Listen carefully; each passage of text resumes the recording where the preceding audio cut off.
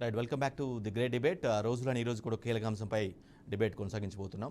కాళేశ్వరాన్ని కాటేసిందెవరు, మేడిగడ్డ కూల్చిందెవరు, ఇరిగేషన్పై అధికార విపక్షాల మధ్య మాటల యుద్ధం కొనసాగుతుంది. గత ప్రభుత్వ పాపమే అంటుంది అధికార పక్షం, చేతకాకే తమపై ఆరోపణలు చేస్తుందని విపక్షం అంటుంది. మాయమైంది మాత్రం ప్రజాధనమే. ప్రాజెక్టుల డ్యామేజీ బాధ్యత ఇంతకీ ఎవరిది? ఇదే ఈరోజు ది గ్రేట్ డిబేట్లో కీలక అంశం. మనం ఈరోజు చూసాం, ఈరోజు అసెంబ్లీలో ఏం జరిగిందో చూసాం. ఇరిగేషన్పై శ్వేతపత్రం రిలీజ్ చేయడం, ఆ తర్వాత చర్చకు అనుమతించడం, రెండు పార్టీలకు సంబంధించిన సభ్యులందరూ కూడా మాట్లాడడం జరిగింది. ఒకరిపై ఒకరు విమర్శలు చేసిన పరిస్థితి స్పష్టంగా కనిపించింది. ముఖ్యంగా సీఎం రేవంత్ రెడ్డి చేసిన కామెంట్స్ మాత్రం చాలా తీవ్రమైన కామెంట్స్గా మనం పరిగణించాల్సి. ఎందుకంటే స్ట్రైట్ ఫార్వర్డ్గా చాలా స్ట్రాంగ్గా ఆయన కొన్ని వ్యాఖ్యలు చేయడం జరిగింది. గత ప్రభుత్వం ఉద్దేశించి కాళేశ్వరంలో ఏం జరిగింది, గత ప్రభుత్వం ఏం చేసింది, ఎందువల్ల ఇలా అయిందనే విషయంపై ఆయన చాలా స్పష్టమైనటువంటి కామెంట్స్ అయితే చేయడం జరిగింది. రైట్, ఈ డిబేట్పై పాల్గొనేందుకు మనతో పాటుగా పోటు రంగారావు గారు ప్రజాపంత కార్యదర్శి ఆయన జాయిన్ అవుతారు. అదేవిధంగా బీఆర్ఎస్ నుంచి గోసుల శ్రీనివాస్ యాదవ్ కూడా జాయిన్ అవుతారు. సుజాత గారు కూడా కాసేపట్లో జాయిన్ అవుతారు. ముందుగా డిబేట్కి వెళ్లే ముందు ఈరోజు అసెంబ్లీ వేదికగా సీఎం రేవంత్ రెడ్డి గత ప్రభుత్వ పాలన గురించి ఏమన్నారు ఏంటనేది ఒకసారి చూద్దాం. చూసిన తర్వాత డిబేట్ కొనసాగిద్దాం. సాంకేతిక నిపుణులు ఇచ్చిన నివేదిక ఆధారంగా ఆ రోజు మీడియా మిత్రులు తెలంగాణ మేలు కోరి ఈ వాస్తవాలన్నిటిని ఆ రోజే చెప్పిండ్రు అధ్యక్ష. వీటన్నిటిని పెడచెవిన పెట్టి దాచుకోవాలన్న ఆలోచనతోని తెలంగాణ ఖజానాను కొల్లగొట్టాలన్న ఆలోచనతోటి ఈరోజు ఇంత దుర్మార్గానికి ఒడిగట్టి ఈరోజు ఈ రకంగా ఇక్కడికి వచ్చి మా వెంకన్న మాట్లాడితే వెంకన్న మీద దాడి, మా భట్టి గారు మాట్లాడితే వారి మీద దాడి, మంత్రి గారిని అసలు సహించలేకపోతున్నాడు. ఎందుకు అధ్యక్ష? నేను ఒకటే అడుగుతున్నా అధ్యక్ష, ఈ కాళేశ్వరం ప్రాజెక్ట్ అనేది తెలంగాణకు వరప్రదాయిని కాదు అధ్యక్ష, వీళ్ళ పుణ్యమా అని కాళేశ్వరం ప్రాజెక్టు తెలంగాణ సమాజానికి ఒక కలంకంగా మారింది అధ్యక్ష. ఇవాళ ఈ కలంకాన్ని నిలువెత్తు ఆధారాలు అక్కడ ఉంటే పక్కున పగిలిపోయి రెండుగా చీలిపోయి నేలకు కుంగిపోయి నిటారుగాడపోయి నిలబడితే సిగ్గుతో తెలంగాణ సమాజం తల వంచుకొని పరిస్థితులు కల్పించిన వాళ్ళు ఇంకా నిస్సిగ్గుగా సభలో నిలబడి మమ్మల్ని ప్రశ్నిస్తారా అధ్యక్ష? తెలంగాణను వీళ్ళని నమ్మి వీళ్ళ చేతిలో పెడితే 10 సంవత్సరాల దివాలా తీయించి కొల్లగొట్టి ప్రాజెక్టులు పక్కున బలిగిపోతుంటే దాని మీద క్షమాపణ చెప్పకుండా ఇంకా ఎదురుదాడి ఏంది అధ్యక్ష? ఏంది ఇదా అధ్యక్ష పద్ధతి? ఈ నివేదికని కాదంటాడా? ఈ నివేదిక వాళ్ళు అధికారులను వాళ్ళు నియమించలేదంటాడా? లేకపోతే ఈ నివేదిక సంబంధం లేదంటాడా అని నేను అడుగుతున్నా అధ్యక్ష. ఇవాళ మాజీ మంత్రి హరీష్ రావు గారిని నేను నిలదీస్తున్నా. మీరు బాధ్యులు, మీరు ఈ దుర్మార్గాలకు పాల్పడ్డది మీరు. మిమ్మల్ని ఎందుకు 2014 నుంచి 18 వరకు మిమ్మల్ని చంద్రశేఖరరావు గారు మంత్రిగా కొనసాగించి 18లో ఎందుకు మిమ్మల్ని మంత్రిగా బర్తరఫ్ చేసిందని నేను అడుగుతున్నా. మీరు ఈ దోపిడీలో ఆ తర్వాత వచ్చిన చంద్రశేఖరరావు ఈ శాఖకు మంత్రి, ఈ పాపాలకంతా వాళ్ళిద్దరు కారణం కాదా అధ్యక్ష? వీళ్ళిద్దరు కలిసి ఈ రకంగా తెలంగాణను మొత్తం చెదలు పట్టించారు అధ్యక్ష. తెలంగాణను మొత్తం దోపిడీ. ఇట్లాంటి పరిస్థితుల్లో ఇంకా కూడా ఈ రకమైన మొండి వాదనలు తొండి వాదనలు వద్దు హరీష్ రావు గారు. అది అసెంబ్లీ వేదికగా ఇరిగేషన్ శాఖ పైన జరిగిన కాళేశ్వరం మీద జరిగినటువంటి ఏదైతే జరిగిందో, అంటే శ్వేతపత్రం రిలీజ్ తర్వాత చర్చ జరిగింది. దానిపైన కొన్ని కీలకమైన కామెంట్స్, గత ప్రభుత్వ తీరుని చాలా స్పష్టంగా తప్పబడిన పరిస్థితి కనిపిస్తుంది. రైట్, ఇదే చర్చలో హరీష్ రావు, మాజీ మంత్రి హరీష్ రావు ఏమన్నారు? ఆయన నీటిపారుదల శాఖ మంత్రి కూడా పనిచేశారు కాబట్టి ఆయన ఏమన్నారు, ఆయన వర్షం ఒకసారి విందాం. హరీష్ రావు బయట అయితే వారు చెప్పిన దాంట్లో చాలాసేపు మా తప్పిదాలు ఎత్తి చూపడానికి చాలా కష్టపడ్డట్టుగా కనబడ్డది. బట్ నేనేమంటున్నా అంటే అధ్యక్ష, మరి గత 2004 నుంచి 14 దాకా మీరు కూడా మంత్రిగా ఉన్నారు, శాసనసభ్యుడిగా ఉన్నారు. గత ప్రభుత్వం చేసిన తప్పిదాలను, ఆ 2004 నుంచి 14 దాకా జరిగిన తప్పిదాలు కూడా ఈ పీపీటీలో నిజాలు ప్రజల ముందు పెట్టుంటే చాలా బాగుండేది అధ్యక్ష. అయితే ఎందుకంటున్నంటే అధ్యక్ష, గతంలో స్టార్ట్ చేసినటువంటి ప్రాణహిత చేవెళ్ల ప్రాజెక్టు ఆ రోజు జీవో నంబర్ 124 ద్వారా 17,825 కోట్లు మంజూరు చేశారు. సంవత్సరంన్నర లోపే ఆ జీవోను మళ్ళీ మార్చి జీవో నంబర్ 238 ద్వారా 38,500 కోట్ల రూపాయలకు ప్రాజెక్ట్ కాస్ట్ పెంచారు. ఏమి పనులు చేయకుండానే 17,825 నుంచి 38,500 కోట్లకు పెంచారు. నంబర్ 1 అధ్యక్ష. నంబర్ 2, ఆ రోజు ఒక ప్రాజెక్టుకు 4 జిల్లాల్లో శంకుస్థాపన చేసిన ప్రాజెక్ట్ ఈ భారతదేశంలో ఏదన్నా ఉందంటే అది ఒకే ఒక్కటి ప్రాణహిత చేవెళ్ల ప్రాజెక్టు.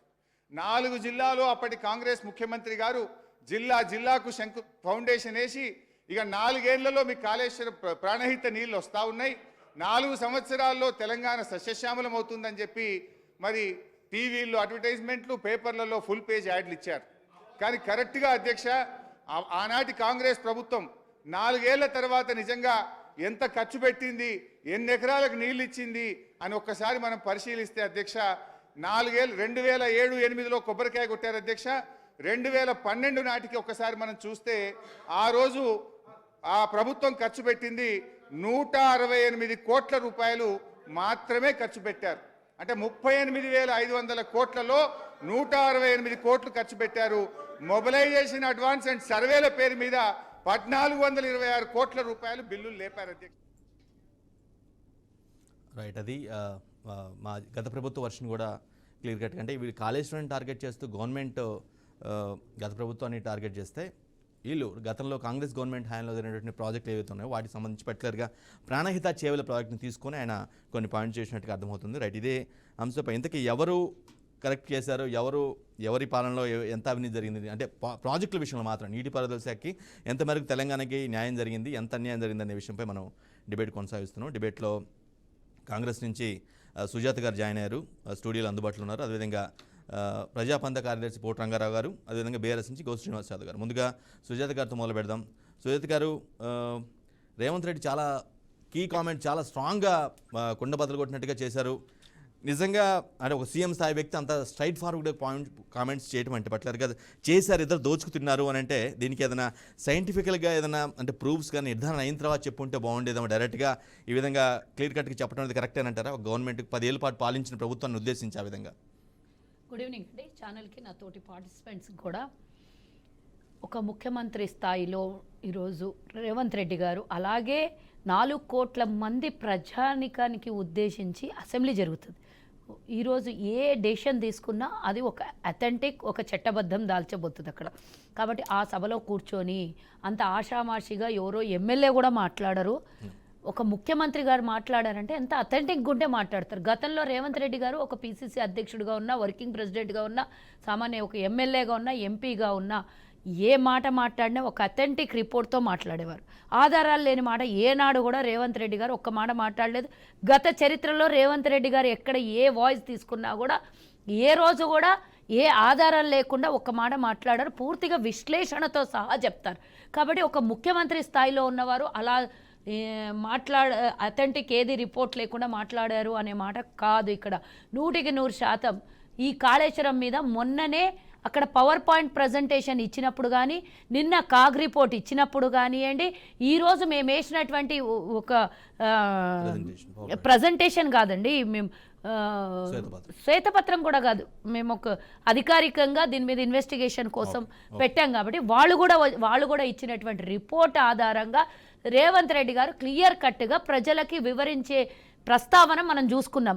ఎందుకంటే కాళేశ్వరంలో రాహుల్ గాంధీ గారు వచ్చినప్పుడు 1,00,000 కోట్ల అవినీతి అంటే వీళ్ళు అవహేళన చేశారు. రాహుల్ గాంధీ గారికి ఏం తెలీదు, వీళ్ళు ఏమి ఇస్తే అదే వీళ్ళు ఇక్కడి నుంచి ఇచ్చినటువంటి అంటే కాపీ పేస్ట్ చేసి మాట్లాడారు అని గతంలో మాట్లాడారు. కానీ ఈరోజు తెలంగాణ ప్రజల రక్తమోడి కట్టినటువంటి ట్యాక్సులు, ఇతరత్ర రూపంలో కట్టినటువంటి ప్రభుత్వానికి పన్నులు కట్టినటువంటి డబ్బు ఈరోజు ప్రజల ధనం, అది ఆ ప్రజాధనాన్ని 1,00,000 కోట్ల రూపాయలు ఈరోజు వృధాగా నీళ్ళల్లో కలిపారనే మాటని ఎవరైనా జీర్ణించుకోగలుగుతారా? ఎవరికైనా నిజంగా హృదయం ఉన్న మనుషులు ఈరోజు అది తట్టుకోగలుగుతారా? అసలు దీనికి 1,00,000 ఎకరాలకు కూడా నీళ్ళందని, కొత్తగా ఆయకట్టు ఏది కూడా దీనివల్ల అభివృద్ధి చెందంది. ఈరోజు 1,00,000 ఎకరాలకు కూడా అందనటువంటిది 1,40,000 కోట్ల రూపాయలు వృధా కాలేదా? మొదటిది మేడిగడ్డ, తర్వాత అన్నారం, తర్వాత ఇంకోటి 3 ప్రాజెక్టులు ఈరోజు ఒకదానితో ఒకటి చైన్ లింకప్ అయి ఉన్నటువంటి ఈ ప్రాజెక్టు ఒకటి కూలిపోతే ఇంకోటి. ఈరోజు అన్నారంలో చూసినాం మనం, బుడగలతో వస్తున్నటువంటి నీళ్ళని పూర్తిగా పిల్లర్ల కింద నుంచి నీళ్లు లీకేజ్ అయిపోతున్నాయి. అంటే ఈరోజు ఈ ప్రాజెక్టులో ఆపినందుకు ఆ మాత్రం ఆగింది. ఒకవేళ ఈ ప్రాజెక్ట్ రిపోర్ట్ ఇచ్చింది 98,000 కోట్లే, మీరు 1,40,000 అని కొద్దిగా ఎక్కువ 57,000 కోట్ల వడ్డీదంది, అది గుర్తుంచుకోండి. 57,000 కోట్లు, 72% అప్పులు తెచ్చి కట్టినటువంటి ప్రాజెక్ట్ ఇది. ఈ విధంగా కాగ్ రిపోర్టే కాదండి, మనకు సామాన్య ప్రజలకి చదువుకోనటువంటి వ్యక్తులకు కూడా అర్థమవుతుంది. ఈరోజు 47,000 రూపాయలు ఒక ఎకరా ఖర్చు అవుతుంది అని అంటే అసలు మనం ఎందుకోసం నిర్మాణం చేసినాము, దీన్ని వచ్చే తరాలకు దీని భారం ఎంత పడబోతుంది? పోనీ ఇక్కడికే వదిలేద్దామా అని అంటే అది 1,00,000 కోట్లు పెట్టాము, దాన్ని పని చేసుకోకుండా తీసుకోలేము. పోనీ నీళ్ళు ఏదైనా ఫర్దర్లో లక్షల ఎకరాలకి అందాల్సినటువంటి ఈ నీటిని ఈరోజు దాన్ని అట్లనే ఆపేసినామా అంటే అది కూడా లేదు. పోనీ ఎంతో మందిది భూములు పోయినాయి అక్కడ, ఆ భూములు పోయి కట్టినటువంటి వాళ్ళకి ఇంకా కనీసం నష్టపరిహారం ఇవ్వలేదు. దాన్ని క్లోజ్ ఎట్లా అంటే ఈరోజు కుడిదిలో పడ్డ ఎలకలాగా అయిపోయింది, అడుకట్లో ఇరికినటువంటి చెక్కపోకలాగా అయిపోయింది. ఈరోజు తీసుకొని పోయి 1,00,000 కోట్లు పోసేసిండు. ఈరోజు కొత్త ప్రభుత్వం ఏర్పడిన తర్వాత ప్రజల బాగోగులు, ప్రజల కొత్తగా మనం ఏం చేస్తామనే ఆలోచనలో ఉన్నటువంటి ప్రజలకు మనం ఏదో కాళేశ్వరం ఒక గుదిబండలాగా తయారయ్యి ఎంత ఆవేదనతోనే ముఖ్యమంత్రి కానివ్వండి, మంత్రివర్గం కానివ్వండి ఎంత ఆవేదనతో మాట్లాడుతారో ఒకసారి ఆలోచన చూసుకోండి. 3 రోజుల నుంచి మీరు నమ్మండి నమ్మకపోండి, ఉత్తమ్ కుమార్ రెడ్డి గారు 3 రోజుల నుంచి దీని మీద రివ్యూ తీసుకుంటున్నారు.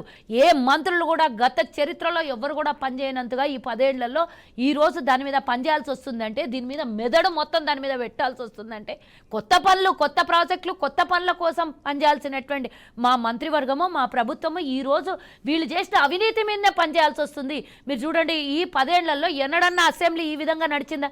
ఇంత హుందాగా ఉంటుండేనా? ఇంత సమయం ప్రతిపక్షాలకి ఈరోజు హరీష్ రావు గారు మొదలు పెడుతూనే నన్ను డిస్టర్బ్ చేయకండి, 2 గంటలు ఇవ్వాలి, నాకు మధ్యలో డిస్టర్బ్ చేయొద్దు, ముఖ్యమంత్రి కూడా మాట్లాడొద్దు అని చెప్పినారు. నోట్ చేసుకోండి, తర్వాత పాయింట్లు మాట్లాడండి అన్నారు. కానీ 2 గంటలు కాదు, అనర్గళంగా ఈరోజు గంటల తరబడి మాట్లాడినటువంటి ప్రతిపక్షం దాని మీద వేరే ఇతరత్ర 39 మంది ఎమ్మెల్యేలు, ఒక గత ముఖ్యమంత్రి రాడు, ఈరోజు మిగతా ఎమ్మెల్యేలు ఎవరు మాట్లాడారు. కేవలం హరీష్ రావుకే పూర్తి స్థాయి సమయాన్ని కేటాయించినా కూడా దాని మీద అబద్ధాలు గత ప్రభుత్వం చేసింది. నా పాయింట్ ఏంటంటే, రైట్, మీరు అధికారంలో ఉన్నారు కాబట్టి ఏదైనా మీరు ఏ చెప్పినా సరే, మంత్రులు చెప్పినా, ముఖ్యమంత్రి చెప్పినా సరే, అది ఒక అలిగేషన్ అనే ఉంటుంది. సంబంధిత దర్యాప్తు సంస్థ విచారించి అంటే జరిగిన అవినీతి పైన వారే విజిలెన్స్ రిపోర్ట్ ఇచ్చింది కదండి, బహిరంగ వచ్చి చెప్పుంటే విజిలెన్స్ రిపోర్ట్ ఇచ్చింది కదా, ఈ రోజు సమర్పించాం కదా నిన్ననే, దాన్ని విజిలెన్స్ రిపోర్ట్ కూడా వచ్చింది కదా. కానీ దాన్ని తప్పుపట్టే ప్రయత్నం అయితే ఎవరు చేస్తారు? జరుగుతుంది. ఎవరు తప్పు పడతారు? ఎవరు పడతారు? ప్రతిపక్షమే కదా తప్పు పట్టేది. ఈ రోజు బీజేపీ అడుగుతుంది సిబిఐకి అప్పచెప్పమంటుంది. ఎగ్జాక్ట్లీ. నో, మేము సిబిఐకి అప్పచెప్తే బీఆర్ఎస్ బీజేపీ ఒకటే. ఈరోజు సిబిఐకి చేతిలోకి వెళ్ళిపోయిందంటే రేపు పొద్దున ఈ కాగ్ రిపోర్ట్ పక్కకి వెళ్ళిపోతుంది, కాళేశ్వరం కథ కంచికి వెళ్ళిపోతుంది. ఈరోజు మా ప్రభుత్వం ఉంది, దీని మీద పూర్తి స్థాయిలో విచారణ జరగాలి. దీని మీద ఎంత స్థాయిలో అవినీతి జరిగింది, ఎందుకు ఈ భారం తెలంగాణ ప్రజల మీద మోపారు, ఇలాగే ఇది ఒక్కటే కాకుండా తెలంగాణలో వివిధ రకాలుగా ఈరోజు అవినీతికి కూరుకొని పోయి 7,00,000 కోట్ల అప్పు భారం మన తెలంగాణ ప్రజల మీద పడింది. ఇవన్నీ మన ప్రైజులు కాదా, మన హందర్ద్ కాదా, మన ప్రైజ్ మనం చెమటోడిచ్చి కట్టినది కాదా? ఒక 10 ఏళ్లలో 7,00,000 కోట్ల అప్పు చేసి అన్ని చేసిందే ఒక్క ప్రాజెక్టు. పోనీ గతంలో కాంగ్రెస్ చేసినట్లు ఔటర్ రింగ్ రోడ్ వేస్తారా, లేకపోతే మెట్రో రైల్ తెస్తారా, లేకపోతే ఐఐటీల్ని కడతారా, లేకపోతే ఇంకో ప్రాజెక్టులు చేస్తారా? ఏమీ చేయలేదు. ప్రజలకు అవసరమైన ప్రాజెక్టులు కాంగ్రెస్ చేసింది. ఈరోజు బీఆర్ఎస్ చేసిన ఒకే ఒక ప్రాజెక్టు కాళేశ్వరం ప్రాజెక్టు. ఆ కాళేశ్వరం ప్రాజెక్టు మీద 1,00,000 కోట్లు పోసి తెలంగాణ ప్రజల ఉసురు కొట్టుకుంటున్నటువంటి గత ప్రభుత్వం ఈరోజు దాని మీద ఎంత బాధతో ఇన్ని గంటల సమయాన్ని ఉదయం నుంచి పొద్దున 10 గంటలకు మొదలు పెడితే ఇప్పుడు ఇంకా still now going on. Assembly going on. ఒక్క కాళేశ్వరం మీద ఇంత పెద్ద చర్చ జరుగుతుంది అంటే దీన్ని ఈ విధంగా వదిలేస్తుందా ప్రభుత్వం? ఎట్టి పరిస్థితిలో వదలదు. దీని మీద చేసినటువంటి అవినీతి ఏదైతే ఉందో అన్ని బయటికి తీస్తాం.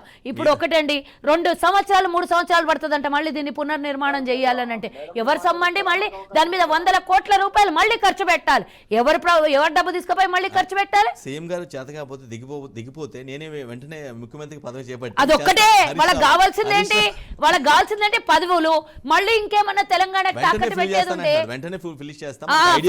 ఫినిష్ ఎట్లా భూస్థాపితం చేసేస్తారు, భూస్థాపితం చేస్తారు. ఇంకో మాట, హరీష్ రావు సభా సాక్షిగా మాట్లాడిన మాటల్ని నేను ఈ రోజు దాన్ని ఆయన పూర్తి స్థాయిలో తప్పుపడుతూ నేను ఒకటి అడుగుతున్నా హరీష్ రావు గారికి, నీళ్లు వదిలేయాలంట. నీళ్లు వదిలేస్తే పిల్లలు రాగుతాయా? ఇప్పటికే ఆపినందుకే ఆ పిల్లలు లాగినాయి. నీళ్లు చూసాను కదా మేడిగడ్డ తర్వాత అన్నారంలో లీకేజ్ చూస్తున్నారు కదా కళ్ళకు కట్టినట్టు. ఇద్దరు బీఆర్ఎస్ నేత ఉన్నారు, అదేవిధంగా ప్రజాపంత కార్యదర్శి పోటు రంగారావు గారు ఉన్నారు. పోటు రంగారావు గారు, టోటల్ ఎపిసోడ్ మీరు ఏ విధంగా చూస్తారు? ఈ విధంగా కామెంట్స్ చేయటం అంటే గవర్నమెంట్ చాలా గత ప్రభుత్వం పైన స్ట్రైట్ ఫార్వర్డ్గా ఇంత అవినీతి చేశారు, దోచుకుతున్నారని చాలా స్ట్రాంగ్గా చెప్తూ ఉంది. వాళ్ళేమో గతంలో జలయజ్ఞంగా ధనయజ్ఞం జరిగిందన్నట్టుగా ప్రాణహిత చేవల ప్రాజెక్టు గురించి వివరించే ప్రయత్నం అయితే చేస్తున్నారు. ఈ మొత్తం ఈ సిరీస్ని ఏ విధంగా చూడాల్సి ఉంటుందంటారు రంగారావు గారు? ఈ ప్రాజెక్టులకు సంబంధించినటువంటిది తెలంగాణలో ముఖ్యమైనటువంటి విషయం. ఈ ప్రాజెక్టుల్లో జరిగినటువంటి అవకతవకలు, లీకేజీలకు సంబంధించినటువంటిది సమగ్రమైనటువంటి చర్చ జరగాల్సిందే. అదేవిధంగా ప్రభుత్వ సంస్థల నివేదికలు ఏదైతున్నాయో వాటన్నిటి చర్చ జరగాలి. అసెంబ్లీలో చర్చ జరగడం అనేటువంటిది సమంజసమైంది, వివరంగా చర్చ జరగడం అనేటువంటి సమంజసమైంది. అదేవిధంగా ప్రజలు, ప్రతిపక్షాల మధ్య కూడా, వివిధ రాజకీయ పక్షాల మధ్య కూడా ఇది పెద్ద ఎత్తున చర్చ జరగాల్సినటువంటి అవసరం ఉన్నది. ఎందుకంటే తెలంగాణ ఉద్యమమే నడిచింది నీళ్లు, నిధులు, నియామకాల కోసం. కాబట్టి నీళ్లలో ఇలా నిప్పులు పుట్టిస్తున్నటువంటి పరిస్థితి ఇలా తెలంగాణలో కనపడతా ఉన్నది. కానీ కొంతకాలంగా ఇలా ప్రాజెక్టులో ఏం జరిగింది అనేటువంటి విషయాల్లో చర్చ జరుగుతూ ఉంది. అది ఇలా అసెంబ్లీలో శ్వేతపత్రం ప్రకటించారు. అసెంబ్లీలో తెలంగాణ రాష్ట్రం ఏర్పడిన తర్వాత ఆ 42 పేజీలు ఉన్న శ్వేతపత్రంలో స్పష్టంగా చెప్పారు, తెలంగాణ ఏర్పడిన తర్వాత ఈ ప్రాజెక్టుల కోసం ఎన్ని 1,80,000 కోట్ల దాకా కేటాయించారు, ఎన్ని ఎకరాలకు నీళ్లు బారింది అనేటువంటిది స్పష్టంగా చెప్పారు. అందుకనే ప్రభుత్వం యొక్క ప్రకటిత విధానాలు వేరున్నాయి, ఆచరణ ఇంకో తిరుగా ఉంది. వాస్తవంగా కాళేశ్వరం లో జరిగినటువంటి ఘటనలు ఏదైతే ఉన్నాయో, కాళేశ్వరంపై జరిగినటువంటి చర్చ ఏదైతే ఉన్నదో, ఆ బ్యారేజీ లీక్ కావడం కానీ, తుందిళ్ళ కానీ, అదేవిధంగా అన్నారం కానీ లీకేడ్ కావడం, ఇవన్నీ అనేటువంటి తెలంగాణ సమాజానికి మాయని మచ్చలాగా ఉన్నాయనేటువంటిది మనం భావించాల్సినట్టు అవసరం ఉన్నది. ఎందుకంటే ఒక రకమైనటువంటి జల వివాదాలకు సంబంధించినటువంటి విషయాల్లో కేంద్ర ప్రభుత్వం యొక్క సంస్థ, అదేవిధంగా ఆ జల ప్రాజెక్టులకు సంబంధించిన సంస్థే, అది మొత్తం ఇంజనీరింగ్లోనే లోపం ఉన్నది, దాని నిర్మాణంలో లోపం ఉంది, నాణ్యతలో లోపం ఉందని స్పష్టంగా చెప్పిన తర్వాత ఇక ప్రతిపక్షం నుంచి ఉన్నటువంటి వాళ్ళు దాన్ని సమర్థించుకోవడానికి ప్రయత్నం చేయడం అనేటువంటిది వృధా ప్రయాస అనేటువంటిది నేను భావిస్తా ఉన్నాను. అదే సందర్భంగా ప్రభుత్వము భవిష్యత్ కర్తవ్యాలు ఏం చేయాలా? గత ప్రభుత్వం చేసిన తప్పిదాల వెంటబడి పరుగులు తీయడమే కాకుండా ఇప్పుడు తాను ఏ నిర్మాణం చేయాల్సినట్లు అవసరం ఉంది, ఏ నిర్మాణ కర్తవ్యాన్ని చేయాల్సినట్లు అవసరం ఉంది, ఆ ప్రాజెక్టు యొక్క బాగోగుల్ని చూడడానికి తీసుకోవాల్సినటువంటి చర్యలు ఏమిటి, వాటి మీద చర్చిస్తే బాగుంటుంది అనేటువంటిది భావిస్తున్నాం. గత ప్రభుత్వం యొక్క తప్పుల్ని చూపెట్టడానికి ఈ ప్రభుత్వం ప్రయత్నం చేస్తుంది, తప్పులు జరిగిన మాట వాస్తవమే, దాన్ని ప్రయత్నం చేస్తూ ఉన్నది. అది తప్పు జరగలేదని సమర్థించుకోవడానికి అది ప్రయత్నం చేస్తుంది. ఈ రెండింటి మధ్య ప్రజల్ని కన్ఫ్యూజ్ చేస్తున్నారు. కాబట్టి కన్ఫ్యూజ్ చేయడం కాదు, నిర్దిష్టంగా ఏం జరిగిందో పారదర్శకంగా రెండు ప్రభుత్వం కానీ ప్రతిపక్షం కానీ అంగీకరించాల్సి ఉంటుంది. అంటే తెలంగాణ సమాజానికి, తెలంగాణ ప్రజల డబ్బు, కాబట్టి ప్రజల డబ్బు వృధా అవుతున్నప్పుడు దాన్ని తగిన విధంగా మళ్ళా నిర్మాణం చేపట్టడం అనేది, సరిదిద్దడం అనేటువంటిది ఎట్లా అనేటువంటిది దాని మీద చర్చించడం అవసరం అనేటువంటిది మేము భావిస్తా ఉన్నాం. అందుకనే ప్రభుత్వము ప్రతిపక్షము విమర్శలతోటి సమస్యని పక్కదారి పట్టించేటువంటి ప్రయత్నం మంచిది కాదు. అందరూ శాఖాహారులే, రొయ్యల బుట్టలో మాయమైనట్టుగా, రొయ్యలు మాయమైనట్టుగా ఇవాళ గత ప్రభుత్వం ఏం చేసిందని హరీష్ రావు గారు ప్రకటించడం 2004 నుంచి 2012 వరకు, 2014 నుంచి ఎంత వృధా అయిందనేటువంటిది ఈ ప్రభుత్వం ప్రకటించడం, ఈ విధంగా ఎన్కౌంటర్ల పేరుతోటి ప్రజల యొక్క సమస్యల్ని పక్కదారి పట్టించడం కాకుండా ఈ రాష్ట్రంలో ప్రాజెక్టుల్లో నిజంగా నీళ్లు ఎన్ని వచ్చినాయి, ఎన్ని ఎకరాలు పారాయి, అదేవిధంగా దానికి ఎంత ఖర్చు అవుతుంది, అది ప్రజలకు తెలియజేయడము, భారాలను తొలగించుకోవడం అనేటువంటిది అవుతుందో అది చేయాల్సిన కర్తవ్యం అని చెప్పి మేము భావిస్తా ఉన్నాం. రైట్. శ్రీనివాస్ యాదవ్ గారు, మీ అధినేత మీ అధినేత కేసీఆర్ గారు 10 ఏళ్ల పాటు పాలించారు, రాష్ట్రం మొత్తం సుభిక్షం చేశారని మీరు చెప్తున్న వాదన బలంగా చెప్తున్నారు. కానీ అదే అధినేత మీద ఈ విధంగా ఇంత పెద్ద అలిగేషన్స్ వస్తున్నప్పుడు మీ పార్టీ అధినేత మీ సుప్రీమో అసెంబ్లీకి ఎందుకు రావట్లేదు, ఎందుకు క్లారిటీ ఇవ్వట్లేదు శ్రీనివాస్ యాదవ్ గారు? ఇప్పుడు స్పష్టంగా హౌస్లో గతంలో పనిచేసిన హరీష్ రావు గారు స్పష్టంగా మాట్లాడుతున్నారు. ఒకటి. రెండోది, కాంగ్రెస్ ప్రభుత్వం చాలా పెడబొబ్బలు పెడుతుంది. 50 ఏళ్ళు పరిపాలించింది తెలంగాణను. తెలంగాణ ఉద్యమానికి ఎవరండి కారణము? ఎందుకు నీళ్లు ఇవ్వలేదండి? ఎందుకు నిధులు ఇవ్వలేదండి? ఎందుకు నియామకాలు చేయలేదండి? ఎందుకు తెలంగాణ ఉద్యమం వచ్చిందండి? ఒకసారి ఆలోచించండి. ఆగండి సార్, మీరు వాళ్ళు మాట్లాడుతుంటే ఏం అడ్డంగా పడలేదు. నన్ను కంప్లైంట్ మాట్లాడించినాక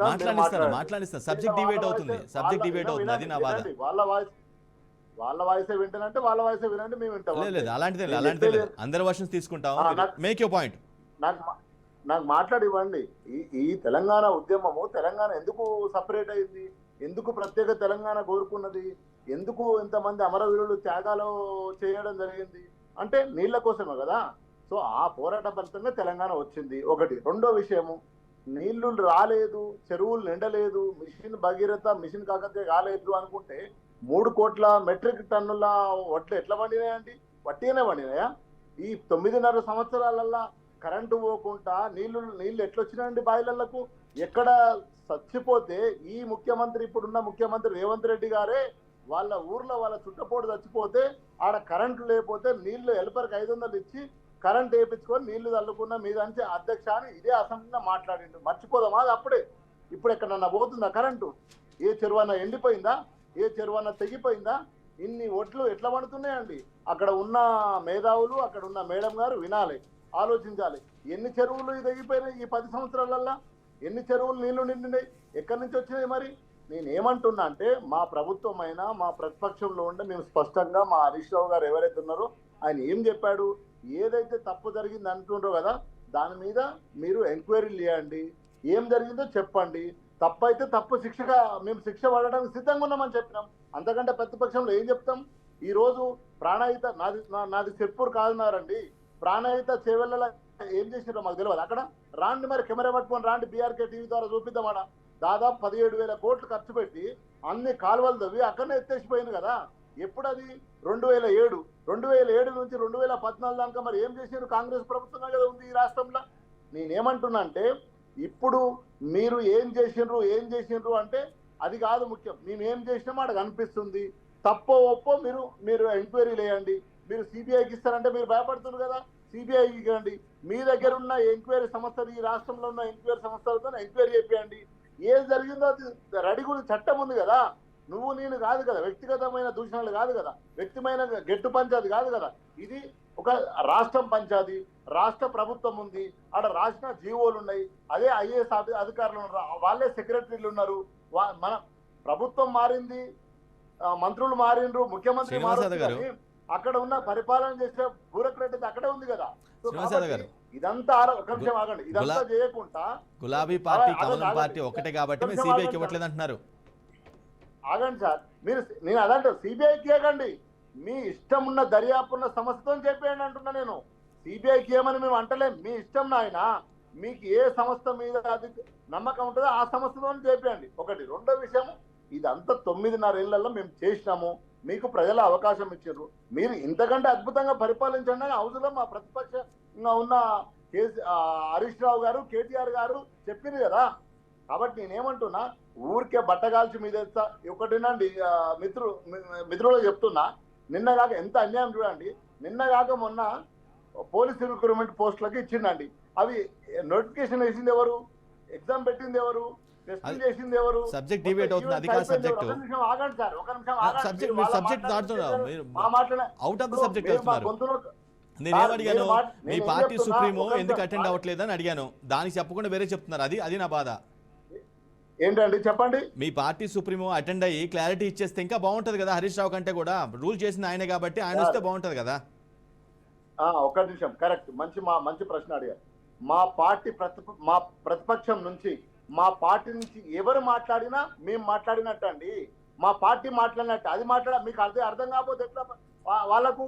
నేనేమంటున్నా, ఇక్కడ ఉన్న ఒక ఎమ్మెల్యే వచ్చి మా ప్రతిపక్ష బీఆర్ఎస్ ఎల్పీ నుంచి మాట్లాడితే అదే రికార్డెడ్. మా పార్టీ పంపిస్తేనే మాట్లాడతారు కదా. ఆ మాత్రం హౌస్ జ్ఞానం లేకపోతే ఎట్లా? మాట్లాడుతున్నారు కదా, సమాధానాలు ఇస్తున్నారు కదా.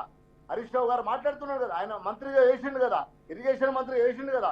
ఈచ్ వన్ జీవో పేపర్లకు మేము ప్రిపేర్ అయ్యి వచ్చినాం. మీరు ఎంత తెల్లారం దాకా చర్చ పెట్టాం, రెడీ అయిన సమాధానం చెప్తున్నాం కదా. పారిపోతున్నామా? అందరికంటే శ్రీనివాస్ గారు అందరికంటే అవగాహన ఎక్కువ ఉన్న వ్యక్తి కేసీఆర్ అనేది చాలా మంది వాళ్ళని పర్టికులర్ మీ పార్టీలో వాళ్ళ డిజైన్స్ ఆయన స్వయంగా రూపొందించారని కూడా అంటూ ఉంటారు కదా. ఇట్లాంటి పరిస్థితుల్లో ఆయన చెప్తే ఇంకా బాగుండేది అనేది మా ఒపీనియన్, అంతేం లేదు. మీ ఒపీనియన్ బాగానే ఉన్నది. నేనేమంటున్నా, మా పార్టీ నుంచి చెప్పిన వాళ్ళు కావాలా మీకు? ఒక వ్యక్తి ఆ వ్యక్తి వచ్చి చెప్పాలా మీకు? సభను ఏమంటారు? హౌజ్ని ఎట్లా? ఇప్పుడు కడియం శ్రీఆర్ గారు మాట్లాడుతున్నారు, హరీష్ రావు గారు మాట్లాడుతున్నారు, కేసీఆర్ గారే వచ్చి చెప్పాలా మీకు ఆన్సర్? ఇప్పుడు వీళ్ళు చెప్పేది ఆన్సర్లు కావా మీకు? అలా పేపర్ లేవా? మీ రాహుల్ బొజ్జ సెక్రటరీ రాసింది ఏదైతే ఉందో అది మొత్తం మీకు చదివి వినిపిస్తున్నాం కదా స్పష్టంగా. ఇంత క్లియర్ గా చెప్పినాక కేసీఆర్ గారు రావాలి, కేసీఆర్ గారు రావాలి, వస్తారు, వచ్చే టైంలో వస్తారు, చెప్పే టైంలో చెప్తారు. మీకు ఇప్పుడు చెప్తారేమా? మేము పారిపోతున్నామా? హౌస్ బైకాట్ చేసిపోతున్నామా? సార్ ఒకటి మీరు సీరియస్ జర్నలిస్ట్ వినండి. ఒకప్పుడు అసెంబ్లీలో కంకులతోని వడ్లతోని లోపలికి వచ్చేటోళ్ళు రైతులు ఎమ్మెల్యేలు. ఈ రోజు 9.5 సంవత్సరాల కాంగ్రెస్ పార్టీలో ఉన్న వాళ్ళు ఏ ఎమ్మెల్యే అయినా రైతుల వైపున వచ్చి మాట్లాడింది రండి. ఎక్కడ ఆత్మహత్యలు జరిగినాయి, ఎన్ని ఓట్లు కొన్నాం, ఈ రోజు ఇప్పటి వరకు రైతు బంధు వేయలేదు సార్. ఇంత మాట్లాడుతున్నారు కదా. ఈ ప్రాజెక్టుల మీద చర్చ చేయండి, ఏ ఎంక్వైరీ చేస్తారో చేయండి. ఇంతవరకు 3 ఎకరాలకే రైతు బంధు వేసారు, నాకు 5 ఎకరాలు ఇంతవరకు పడలేదు. రైతు బంధు పడలేదు, పింఛన్ పడలేదు. నేనేమంటున్నా అంటే మీకు 5 సంవత్సరాలు మ్యాండేటరీగా అధికారం ఇచ్చిండ్రు, అద్భుతంగా పరిపాలించండి. అంతకంటే అద్భుతంగా పరిపాలించి మళ్ళీ 5 సంవత్సరాలు తెచ్చుకోండి. టైం ఇవ్వకుండా దాడి చేస్తున్నారని కాంగ్రెస్ వాళ్ళు అనేది, మీరు ఆ టైం ఇవ్వకుండా దాడి చేస్తున్నారని కాంగ్రెస్ వాదన ఏంటండి? టైం ఇవ్వకుండా మీరు అంటే ఫుల్ఫిల్ చేసే టైం ఇవ్వకుండా దాడి చేస్తున్నారనేది కదా ప్రధానంగా గొడవ అంతా కూడా. ఇప్పుడు 39 మంది ఉన్న వాళ్ళు దాడి చేస్తారా? 64 మంది ఉన్న వాళ్ళు దాడి చేస్తారా? 6 మంత్రులు హరీష్ రావు వెనకాల పడుతున్నారు. చెప్పిండు కదా, వెంకన్నకు సమాధానం చెప్పాలా, బట్టన్నకు సమాధానం చెప్పాలా, శ్రీధర్ బాబుకు సమాధానం చెప్పాలా, పొన్న ప్రభాకర్కు సమాధానం చెప్పాలా? అందరూ ప్రశ్నలు అడగండి.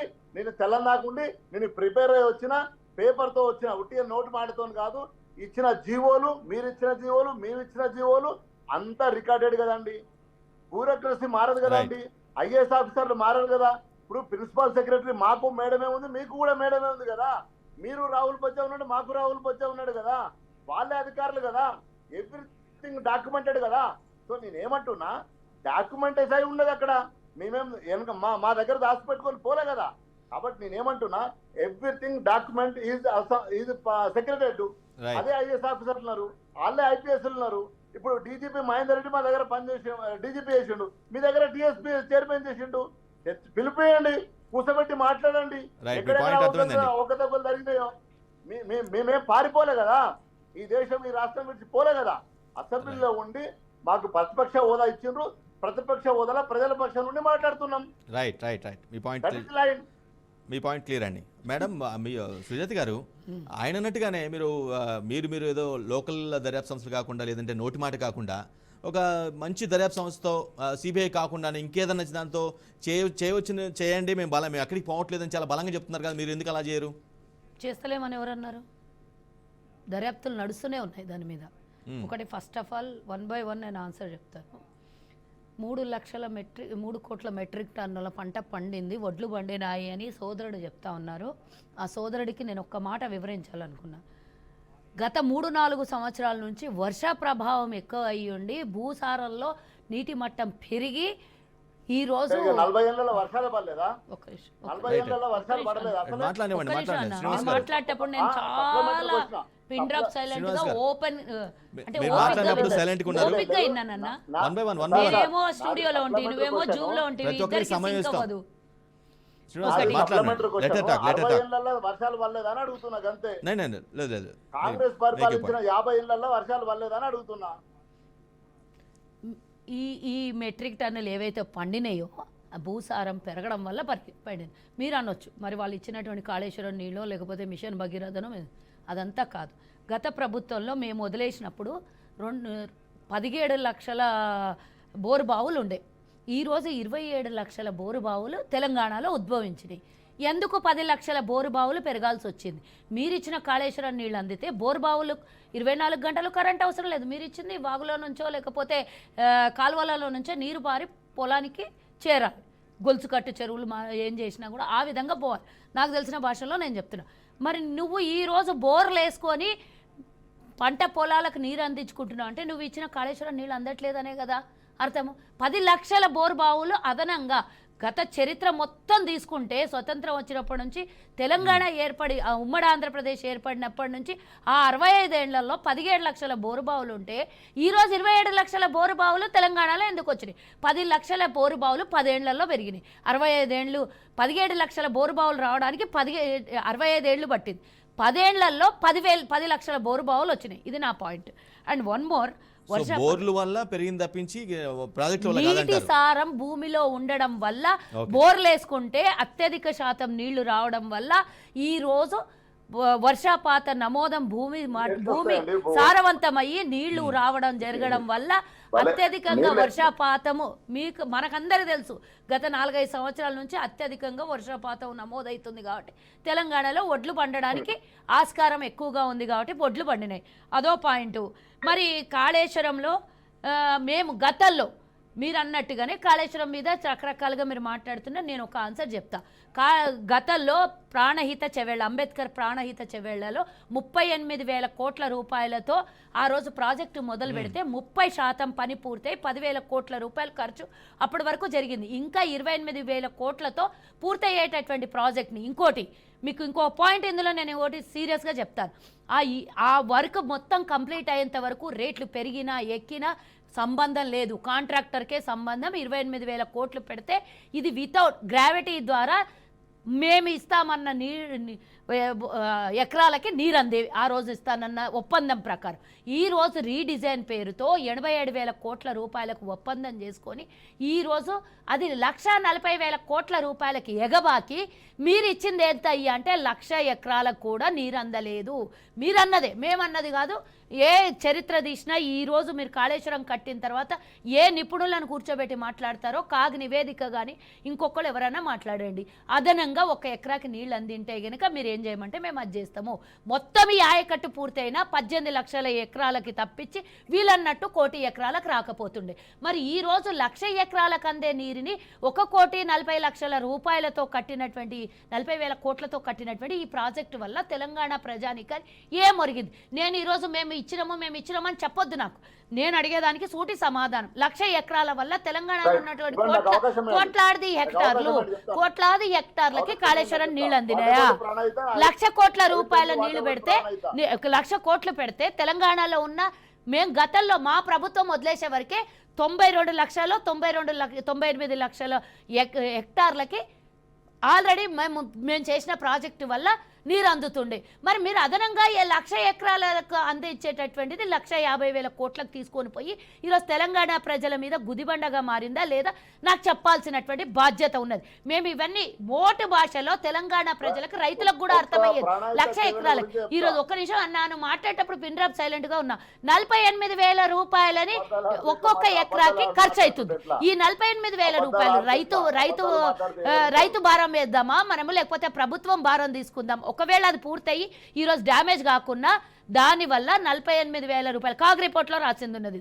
48,000 రూపాయలు 1 ఎకరాకి ఖర్చు అవుతుంది. ఈ ఖర్చు ఎవరి మీద వేయాలి? మనం రైతు మీద వేద్దామా లేకపోతే ప్రభుత్వం భరిద్దాం? ఏ ఆలోచనతో మీరు కట్టినరు అంటే కేవలం దాని మీద కమిషన్ల కోసం. అంతా కాగ్ రిపోర్ట్లో రాసింది ఉంది. నాణ్యత లేదు, కనీసం దాని మీద వెరిఫికేషన్ లేదు. ఎంత లోతు తవ్వితే ఇసుక ఎంత లోతున్నది, దాని కింద బొగ్గు నిక్షేపాలు ఉన్నాయా ఏమున్నాయి కూడా చూసుకోకుండా ఈరోజు కాళేశ్వరం ప్రాజెక్టు నిర్మాణం అయిపోయింది. పెద్ద మనిషి చెప్తుంటారు ఈరోజు అసెంబ్లీకి ఎందుకు రాలేదంటే హరీష్ రావే 6 మంత్రులకు ఖర్చుకున్నాడట. మరి మీకు ఎల్పీ మీ ముఖ్యమంత్రి గత ముఖ్యమంత్రికి ఎందుకు? మరి ఎవరో ఉన్నటువంటి హౌస్లో ఉన్నటువంటి వాళ్ళకి ఎల్పీ ఇవ్వాలి. నువ్వు ప్రమాణ స్వీకారం వచ్చి చేసిపోయి నీకు అది అవసరం. నీ పదవిని కాపాడుకోవడం కోసం గత ఎక్స్ ముఖ్యమంత్రి చంద్రశేఖర్ రావు మొన్న ఒక 15 రోజుల క్రితము అసెంబ్లీకి వచ్చి ప్రమాణ స్వీకారం చేసి సంతకాలు పెట్టేసి వెళ్ళిపోతాడు. నల్గొండలో పోయి ఏకపాత్ర అభినయం చేసి ఆయన ఇష్టం వచ్చినది మాట్లాడిండు. ఆ మాట ఏదో అసెంబ్లీలో వచ్చేందుకు మాట్లాడలేదు. నీకు నల్గొండల సభకి 109 కిలోమీటర్లు పోవాలి, అసెంబ్లీకి పోవాలంటే నీ ఇంటి నుంచి 7.2 కిలోమీటర్లు పోవాలి.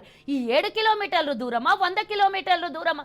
అక్కడికి పోయి నువ్వు ప్రజల దగ్గర వాళ్ళు ప్రశ్నించే వాళ్ళు ఉండరు, సమాధానం చెప్పే వాళ్ళు ఉండరు. కేవలం ఏకపాత్ర అభినయం చేయడానికి కోసం అసెంబ్లీ అక్కడ సభ పెట్టుకొని ఒక ముఖ్యమంత్రిని తిట్టి కాళేశ్వరంకి ఎందుకు పోయినరని భూతు పురాణం మాట్లాడి, మా ముఖ్యమంత్రి గారు మాట్లాడితేనేమో చెడ్డదైంది, వాళ్ళు చెప్పులతో కొడతారు, వీళ్ళేమో అక్కడ కూర్చొని రండలు గిండలని మాట్లాడవచ్చు. ఇవన్నీ మాట్లాడిన మీకేమో చెల్లుతుంది.